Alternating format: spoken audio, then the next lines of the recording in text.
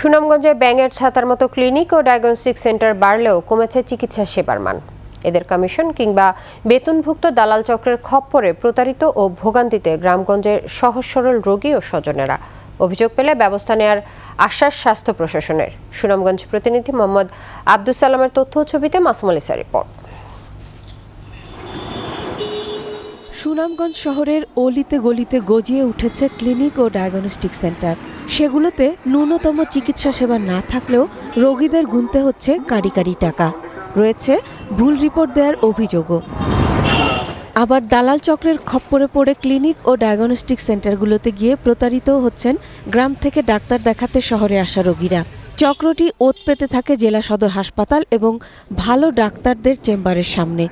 সহজ সরল রোগীদের আরও ভালো ডাক্তার ও কম খরচে পরীক্ষা নিরীক্ষার প্রলোভনে নিয়ে যায় ক্লিনিক ও ডায়াগনস্টিক সেন্টারে। আবার ভালো চিকিৎসকরা পরীক্ষা নিরীক্ষা করতে দিলেও ভুল বুঝিয়ে রোগীদের ক্লিনিক ও ডায়াগনস্টিক সেন্টারে নিয়ে যায় দালালরা। একজন রোগী নিয়ে এলে একজন দালাল পায় 100 টাকা।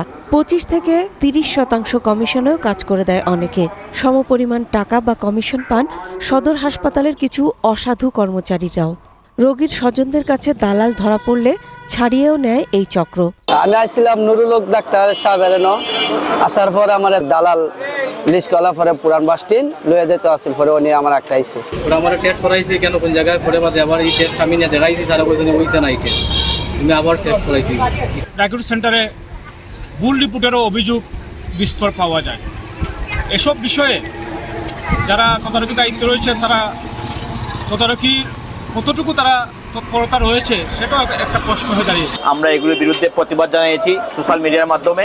আমরা চাই এগুলো বন্ধ হোক, সাধারণ মানুষ যাতে সেবা পাক। 20-25 দিন ধরে করি আমি 4-5টা রোগী দিছি। গরিব মানুষ মানে ক্লিনিকের রোগী দিলে 100 করে টাকা দেয়।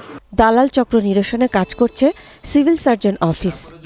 যদি কখনো প্রতারণার সুযোগ হয়ে থাকে তখন আমাদের কাছে অভিযোগ আসলে আমরা সে ব্যাপারে ব্যবস্থা নেওয়ার চেষ্টা করে থাকি। দালালদের অপতৎপরতা বন্ধ করে রোগীদের সেবার মান বাড়ার প্রত্যাশা সুনামগঞ্জবাসীর। মাসুম আলিসা, 21 টেলিভিশন।